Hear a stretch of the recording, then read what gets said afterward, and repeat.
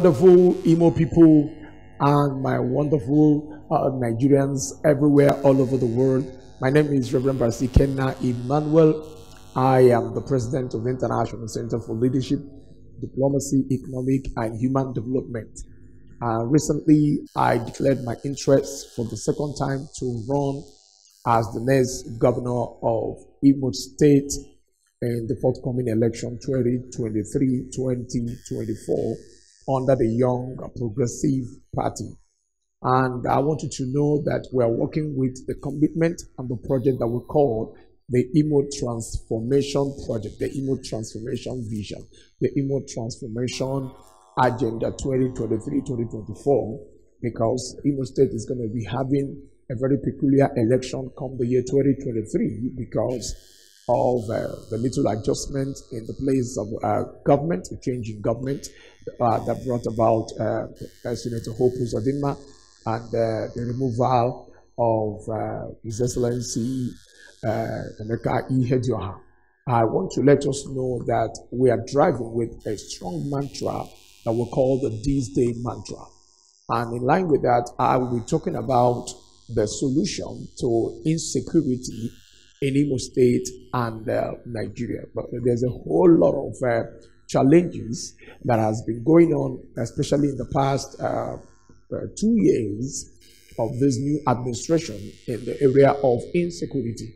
And this is one of the reasons why, as a lawyer, as a licensed clergyman, as a political scientist, as an economist, I've decided to do this video. And I want every Imo person, everywhere you are, all over the world, and every Nigerian to realize that we can actually engage the right systems so that we can have a very secure environment for everyone's life to increase. Our vision, in a nutshell, the Imo Transformation 2023 vision, is that we are committed in making sure that we are championing the new economic light that work, the new economic light that work. We are leading the new economic light that work. The new economic light that work has to a kind of a congregation of what we call the These Day mantra. These Day mantra, THISDAY. T talks about the transformation of human life and human dignity. It talks about human capital development. I talks about infrastructure and industrialization. S talks about sustainable solutions and development. D talks about dedication to rule of law, accountability, equity, and fairness. A talks about accountability in the area of government. And Y talks about youth inclusiveness and youth empowerment. But for the focus of today, I will be talking about the issue of insecurity. I want us to know that no meaningful development can actually be achieved in an atmosphere of insecurity. It is very clear to everyone Nigerian, is very clear to every Imo person that the economy of the state, the economy of the nation has actually been affected because of insecurity. There's no reasonable human being, a reasonable businessman, a reasonable investor that will want to put his money or her money or her resources or build an industry in a location where there is massive insecurity. Just like what we've been seeing in the northern part of the country, it has actually moved down to the southern part of the country, down to southeastern part of the country, especially Imo State. And this is one of the reasons why I decided to ask for your support. I decided to ask for everyone, let's work together in making sure that we deal with these issues. I want us to look at some critical systems that have created this insecurity, even though this is not a holistic description or whatever you can call it, but it's going to point everyone to realize, once you discover, you do a proper diagnosis of the reason why we're having insecurity, it's going to give us the necessary leverage for us to offer the solutions as a people by the time we champion the Imo Transformation Project, Imo Transformation Vision 2023. I want us to know one thing, that the number one reason why there's massive insecurity in Imo State, where there's massive insecurity in Nigeria, is the issue of unemployment. The overwhelming unemployment rate in the country and in the state is capable of causing unusual panic. It's already causing unusual panic. I have lived all my life in Nigeria. I have lived most of my life in Imo State, and I've come to realize that we have a minimum of 30,000 young graduates graduated from the university in the state. We have both private universities and government-owned, state-owned universities and federal universities that are domiciled in Imo State. And close to about 30,000, minimum of 30,000 of them graduate from the universities every year. And these young men do not have jobs.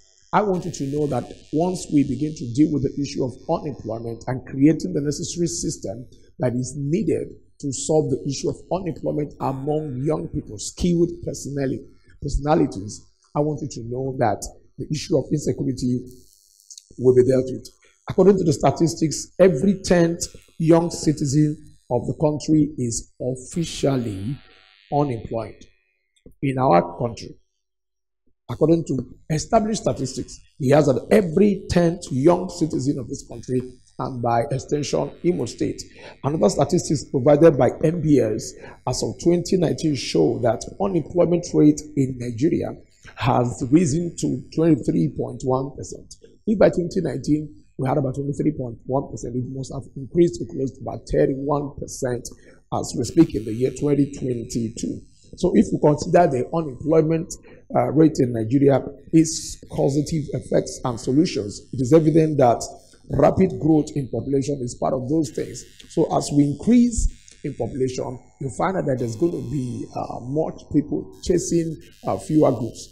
And one of the things we're going to be using in combating this issue of unemployment is to take responsibility by the time we work together to establish the Imo Transformation Government come 2023 and come 2024. We're going to be creating massive jobs. We're going to engage ourselves in industrialization. We're going to make sure that every architecture, the economic architecture that will be put in place should be put in place as soon and as fast as possible.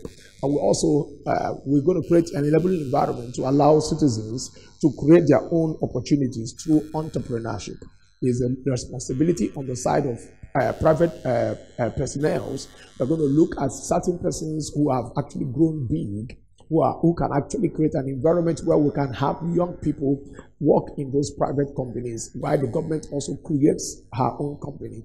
And I want you to know something, that each of these companies, when they are established in Nigeria, where they are established and they are given a little kind of tax exempt because of the peculiarity of the situation on ground, I want you to know that more young persons will be gainfully employed. And as long as these young people are gainfully employed, it's going to deal with the issue of insecurity. Unemployment is critical. I want to let us know that I stand and hit my hand on my chest, and I want to let you know, and every Imo person and every Nigerian to realize this. Once there is establishment of jobs in Nigeria, once there is establishment of job opportunities, entrepreneurship platforms, once there are opportunities where the young people can actually express themselves without heavy taxation, without a whole lot of government involvement, I want you to know something very critical, that the issue of insecurity will be dealt with at least 46%. Unemployment is one of the key agents and carrier agents, transference agents of insecurity in Imo State and Nigeria. And this must stop if we want this particular state that has been endowed with a whole lot of natural and human resources not to go down. So it's important that every Imo person, you need to begin to support our Imo Transformation Project 2023-2024. The second reason why there is massive insecurity in Nigeria and by extension Imo State has to do with the issue of corruption. Once the young persons who are not employed, once they happen to see there is massive corruption, the politicians, the governors, the senators who are meant to represent them, once these young people discover that these people have become big by reason of their ignorance, and these young men are seeing them, they are growing big and taking advantage of the ignorance of the people, you find out that young men will get agitated. This is what we're seeing in the Olu senatorial zone in Imo State, and this is one of the things we're also seeing in other parts of the nation. There is massive corruption as established in 2019 by the Transparency International They placed Nigeria on 146th position. Nigeria is 146th position out of 198 countries in corruption perception index, with a score of 26 out of 100. So 26 out of 100, and we are 146th position out of 198 countries. I want us to know something, that corruption has become a part of this country, as it were, but it takes, and it will take, selfless leaders like me. It will take God-fearing leaders like me. It will take transparent leaders like me. It will take transparent leadership crew like you. It's going to take a whole lot of emerging leaders, young persons who are pragmatic, who are intelligent, to deal with the issue of corruption. We need to go extra mile to affect the changes in different tiers of government. This is one of the things that we're going to be doing in the Imo Transformation Project 2023-2024. We're going to be dealing with the issue of corruption by government officials. You find a situation where special assistants, where there's a situation where executive assistants, commissioners, appointees of government, people that are elected into leadership position, go ahead and amass a whole lot of wealth at the expense of the various benefits of the poor masses. And once there is this obvious corruption, very clear obvious corruption, a situation where somebody comes and tells you that he has done this road, and he has done this road, a 1 kilometer road, for 6 billion. And you, by reason of ordinary sense, primary sense, you look at that, what the person has done is not up to 100 million. I want you to let you know that young people are going to get angry. And this was actually what brought about, a little bit what brought about the issue of the NSAS. I want every young man that is watching me, and every Imo person and every Nigerian person, 2022-2023 rather, is going to be a critical year for every one of us. We have prayed a lot. Religious people like me, we have prayed a lot. It's important for us to begin to engage different tiers of government, executive, the legislature, and the judiciary. It's critical we look at the issue of corruption as part of a control measure. We deal with the issue of corruption as a control measure in the area of insecurity. The third has to do with imbalance. There is this high or very large distance between the have and the have-nots. There is this imbalance. There's massive, separation from the average Nigerian. People of these some certain regions in the country, they are agitating. Why must it be that all this while we've been having an outside person from the north who is the president of the country? We're having a kind of sect of human beings who have actually been in charge of everything that is going on in this country. This is one of the reasons why there is massive insecurity. It's very important.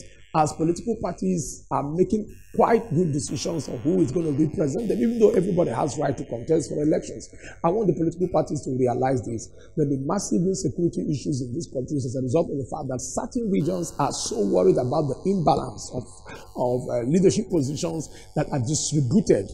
They are not evenly distributed in this country, and people are just watching it. You find a situation where people that are in the military, paramilitary, they are all from the northern Nigeria.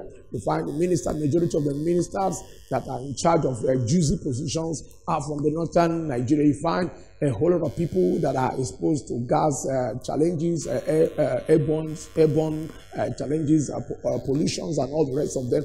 These from the southern part of the country, they are producing the oil, they are having this health hazard, and then you are taking advantage of them, and you're not giving them that opportunity to be in charge of the natural resources that are domiciled in their locations. I want you to know that this is one of the reasons why there is massive insecurity in Nigeria, and by extension, Imo State. The fourth has to do with the weak judicial system. The weak judicial system is one of the causes of insecurity in Nigeria. People feel insecure when criminals and terrorists go free. We have the EFCC that has become a toothless bulldog, as it were. I have no regrets to say that EFCC has become an instrument of the government to return people that are not part of the political system. And this ought to stop. It's supposed to be an unbiased judge.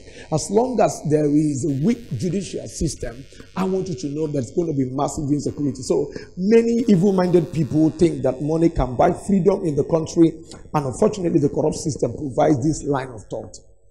That somebody will just tell you, I know the Inspector General of Police, I know the Army Commander, I know the Brigadier Commander of my location, I know the chief of army staff. He was my boy. Someone had an issue of fraud about a couple of weeks ago before I started doing this broadcast, and we arrested a young man for fraud. And the father of the young man showed up. You know what happened? He was mentioning how many deputy commissioners of police. He was mentioning that he knows the IG. He was mentioning that the past IG, the present IG, they were all his boys. And those things were all fallacious. I don't know, but you know what happened? He was feeling so big. This ought to stop. Anytime we find that there is weak judicial system, it's going to affect insecurity. Young people can go in and kill somebody. All they know is that I can buy my way, I can buy my freedom. So one of the things we're going to be doing is dedication to accurate and quality judicial system under our Imo Transformation Project 2023-2024. I want all the lawyers, I want all the judges, members of the bar and the bench, the police force, and everyone who need to work with us. It's time for us to begin to move this state forward. It's time for us to stand for justice and defend the people that cannot defend themselves. They always say that judiciary is the last hope of the common man. I want us to make it a reality. As a lawyer, I've taken my time. All this matter have been come to the Nigerian bar to do the needful when it has to do with accurate involvement in issues that has to do with people's lives. We don't obtain justice. We make sure we advise our clients properly. Of recent in Imo State, you find out that many lawyers have been killed. Most of them, people have been having some side talks or hearsay statements that probably they were involved in some kind of dirty, I'm not here to prove it, I'm not sure of that, but they're involved in one kind of dirty judicial proceedings. And many lawyers and judges have been killed, have been butchered in their offices and shot at gunpoint. Why? Because of this weak judicial system. So under the Imo Transformation Project 2023, we are making strong commitment to see that everyone that must come on board, everyone that must be involved in any judicial process must be men and women that are committed to integrity, committed to accountability, committed to equity and fairness. That nobody that is a criminal, after the person has gone through the process of the judicial processes and we find out the person is guilty, the person definitely is going to pay by the provisions of the law in line with the crime and the things that he or she has committed. It doesn't matter his height. It doesn't matter whether he has been a past governor. It doesn't matter whether he has been a past senator. It doesn't matter whether the person has someone in Abuja or wherever the person is. As long as the court of competent jurisdiction has found out that this person is guilty, the person is going to go for it. This is one of the reasons we must put in place, one of the structures and systems we must put in place to deal with the issue of insecurity in Nigeria and by extension Imo State. So every lawyer and everyone who believes that things can be better in our security system, we need to get on board as soon as possible. Number 5 has to do with our porous and open borders combined with a high influx of arms. When it has to do with our porous borders, we find that the country has borders that are poorly guided. Imo State also has borders that are poorly guided. So insurgents from other states and from other countries can infiltrate the country with ease. And this situation is especially dangerous in the northeast, and also if you look at a little bit of the Olu-Aziz and also the southern part of Imo State and the northern part of Imo State, you find out that there's massive influence. Our borders are quite porous. Some people just come in and they put themselves in one kind of big luxury lorries and all that, and they're trying to carry goods and hide some arms inside of those buses and those big lorries. I want us to know that we can actually stop that when we put the right security architecture in place. I want us to know this, that Imo can be a better place if we all put our strength and our commitment together. The last but not the least has to do with the issue of narcotics. The issue of narcotics. We find that narcotic trafficking is one of the causes of insecurity in Nigeria. Criminal groups are involved in smuggling of illegal substances, who are involved in doing that in Asia, Europe, South Africa, North America. Most of them have become Nigerians, and one of the largest, they have seen Nigerians as one of the largest distributors of this opium in the world. Citizens should fight this criminal trafficking, which is not affecting the country but the entire world. The federal government should initiate cooperation with other countries to fight those criminals. But you know, this is already infiltrating into our dear wonderful state, Imo State. And you find young people, maybe out of frustration, they are taking hard drugs, they're involved in high-level narcotics. And when these people get so high, you find out that the only way for them to exhibit their temporary ammunition orgasm is to unleash it on the poor masses. And there's going to be massive insecurity when such is put in place. And I think the next one has to do with the issue of slavery. The Work Free Foundation of Global Slavery Reports has it that 875,500 citizens in the country are trapped in human trafficking. For instance, women in the country can be tricked into some kind of stuff like that. We have seen massive rape of young people. We have seen people who are harvesting human parts. We see that, we hear that on social media and other print media, where some certain persons are using people for rituals, certain persons are using certain people for instrument of money making and all the rest of them. As long as those things are not dealt with, insecurity will be on the increase in this nation and in this state by extension. I want us to know, as part of the team of the Emo Transformation Project, this is one of the things we're going to be dealing with the T mantra. The T talks about transformation of human dignity. As long as we do not have regard in this country and in this state for the loss of any single life, we cannot have security established in the state and in the nation. Once anybody dies, there's a need for the government and other well-meaning Imo people and Nigerians to engage in a social transformation project to make sure that nothing of such repeats itself. But what do we have? You find about 30 persons die and everybody just goes ahead and nobody bothers. You find about the life of one person is so valuable. But once we have relegated human lives and equated it to be the same like cows and goats, our nation can never make advancement. Our state cannot make advancement. Someone that is very dignified walked into the state some time ago, in the state, and on his way back to the airport, for whatever reason, the man was killed. And I want to let you know that that case has been closed down. Black was killed, and that case has been closed. Nobody's talking about it. Nobody is looking at it. We need to get into some forensic involvement in investigation of ritual killers or people who have been victims of ritual killing or kidnapping or assassination and all the rest of them. But you know what happened? Once people die, nobody goes into proper investigation. There is no available technology in engaging who actually committed this crime and the perpetrators of this act brought to book by law. But all we just do, like everybody had to shiver back into his shell, and after some time, life continues. This ought not to be so. I want everyone to realize that, lastly, if you want to deal with the issue of insecurity, I stand and I hit my heart one more time on my chest to let you know that it is only God himself that can transform a human life. I am a pastor. A lot of people have passed through me for a whole lot of time. For more than 15 years now, I have seen bad people change. I have seen people become better. I have seen people who were bad turn to become good persons. I want you to know it doesn't matter the architecture you put in place, the number of policemen you put on the road, the number of military men you unleash on unload people, the number of military armory that you launch out into a system to shut down the young people and waste their lives. I want you to know that the human transformation starts by the transformation of the person's spirit. And that can only be done by the Spirit of God inside of a man, whether you like it or not. Until there's a seed that is sown into a man, that man will definitely become a wicked person. Whether the person is a governor, a president, a senator, whether the person is an ordinary man on the street, a banker, a chief executive officer of a company, whether the person is a lawyer, a nurse, or a professional person like a lawyer, a magistrate, anybody like that. Anybody can be wicked, anybody can be crazy, anybody can sponsor insecurity, as long as the person does not have the life of Christ inside the person. And this is one of the things we're going to provide as part of our measures in making sure we deal with the issue of security. A lot of other things could be said, but I want to stop here by engaging all of us together. Please be part of the Emo Transformation Project 2023-2024 and be part of the electionary process that is already going on from this year 2022 down to 2023 for other states and our nation. We can actually do the needful. We can deal with the issue of insecurity in our state even and in our nation, Nigeria.